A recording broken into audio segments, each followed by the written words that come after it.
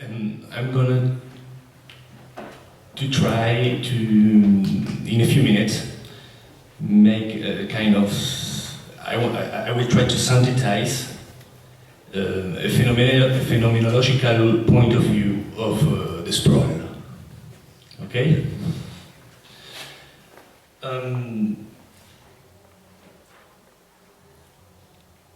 So, once we start to study what was thought about the sprawl by town planners, geographers, philosophers, architects, we see that everything and its opposite has been asserted.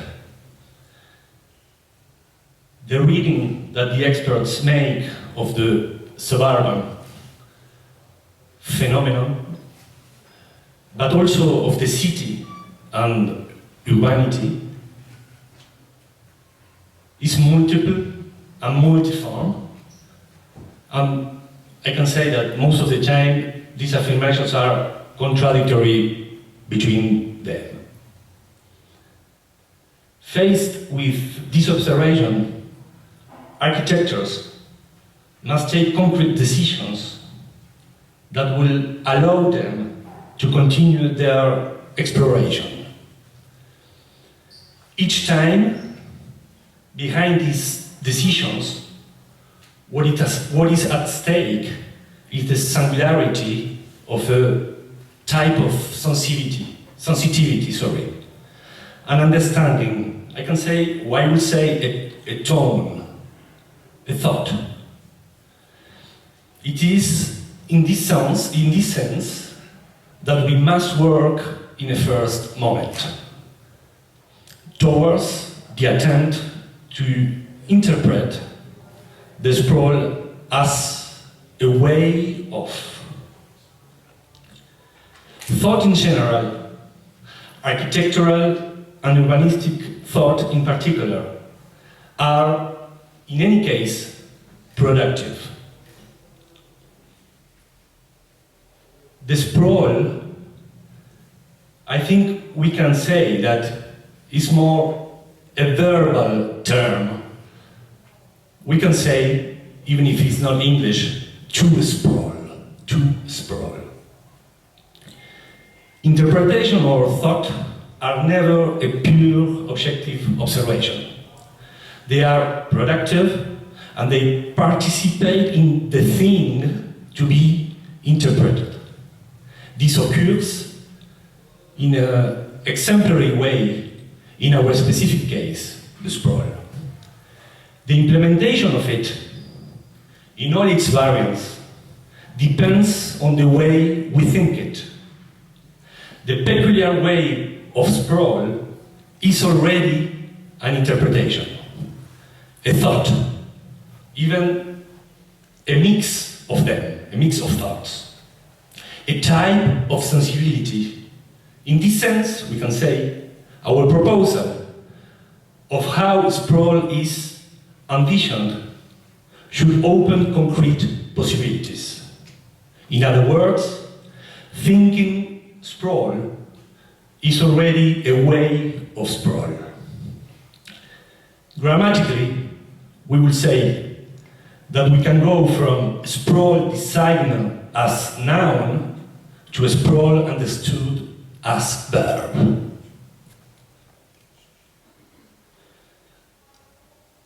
From a philosophical point of view, there are many things that should be taken into account. Some pretty serious and intense things that are part of the history of ideas. The sprawl, as it takes place, must be thought of as dependent on a deep tradition. That said, there will be some of these lineages that are part of the Western path that we will have to consider to facilitate a more convincing understanding of the problematic at stake. One of the terms that need to be qualified or defined is the term city. City and urbanity. To give an example, let us say that the definition of sprawl as suburban requires a prior determination of the urban. We don't know what it means to say the city. This is part of the theoretical contradictions of the experts. Once again, each specialist has his own way of thinking about the city. And know that each of these considerations of urbanity has a more or less legitimate meaning. I choose in my analysis a very precise determination of the city. The city as a place of Western culture or civilization, with all the contradictions they assume. The city is intrinsically linked to Western history, and I say Western history in capital letters, to a certain modernity and an anthropology, that is to say, to a metaphysical way of thinking the human. Soul and body, mind, conscience, subject. All these terms are linked to the city. It is linked to the history of how to suppose knowledge and truth. It is also linked to a way of conceiving power and the center, so as to a certain way of conceiving temporality, space, and technique. If the city is culture, it is of the order of the past. The city is of the order of the past. It is something that in some ways have already happened, come with tradition, and it spreads in the sprawl. Come in with tradition, and it spreads in the sprawl. Sprawl always implies a kind of or a type of confrontation, even when it is conceived as a continuation with the sense of the city itself. That is to say, a confrontation with this culture and with the past that we are. So, I repeat, the past that we are.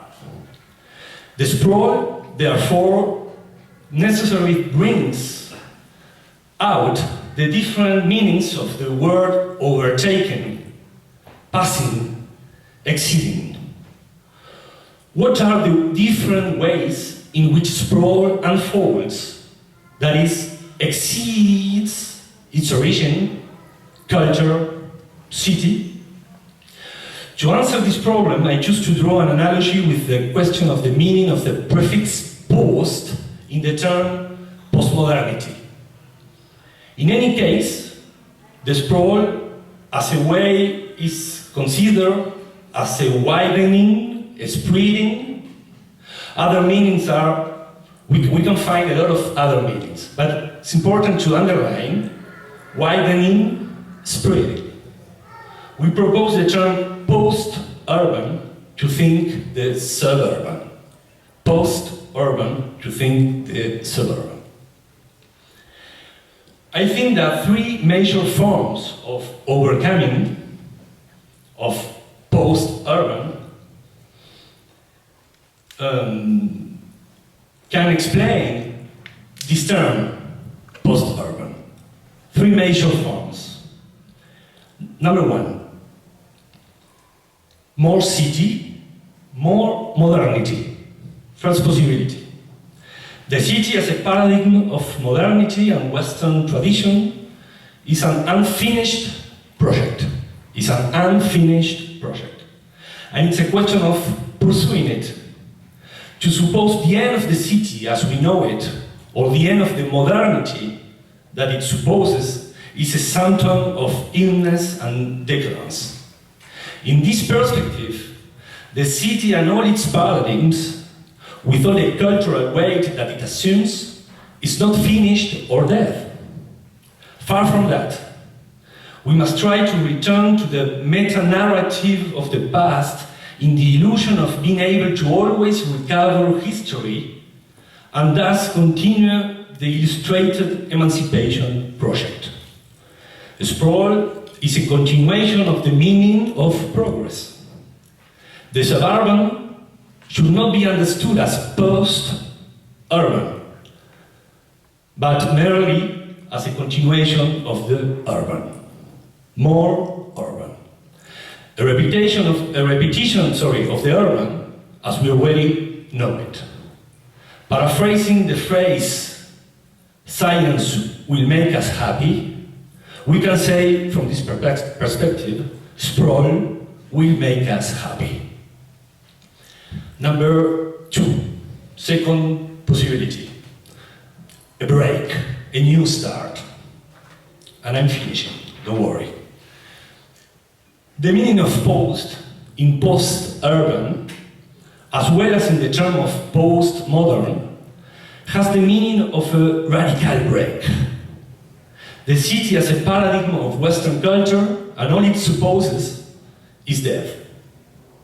Allied and implicit modernity, thought, and way of urban living is death. We must denounce radically the failure of the paradise of unlimited progress promised by the culture of the modern city. The post-urban means a new beginning, a departure from scratch. It implies, therefore, to make a tabula rasa of the past, such as it is described by tradition. The post-urban can open up as a new territory, stricto sensu, a territory to develop the oblivion of urban paradigms. Number third possibility, the third one. I call this possibility hermeneutics as dialogue, or interpretation as dialogue. The sprawl of our time takes place in the manner of remembrance. In German, we say Andenken. From the philosophical point of view, the sprawl is analogous to the task of thought in postmodernity. Thought as a rethink. Post-urban, suburban territory cannot be conceived as a continuity or a radical break from urbanity. Each time, it is necessary to take into account a historically determined and historically mobilized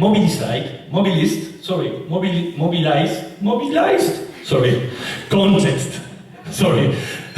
A radical, historical determined and historical mobilized context.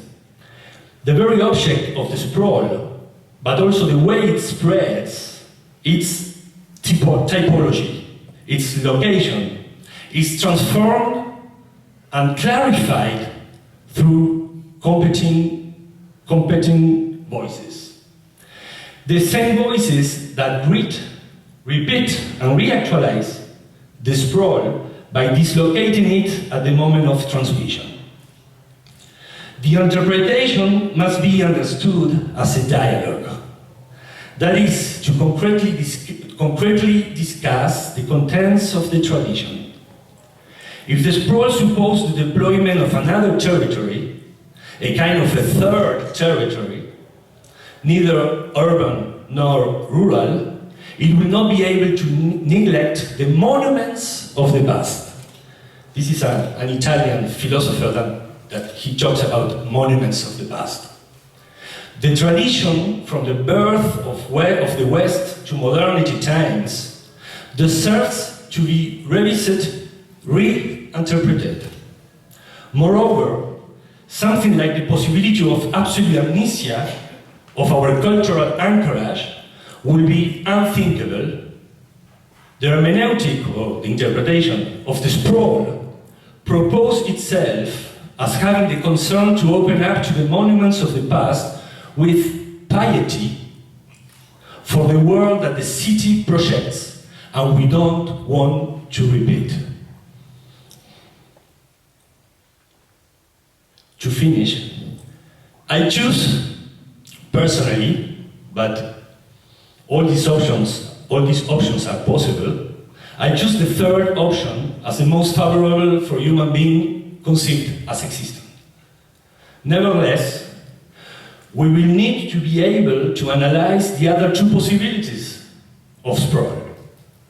The correct diagnosis of the degree of modernity, the degree of urbanity expressed by the various suburban areas that we study will be key to considering metamorphosis, other paths, and openings.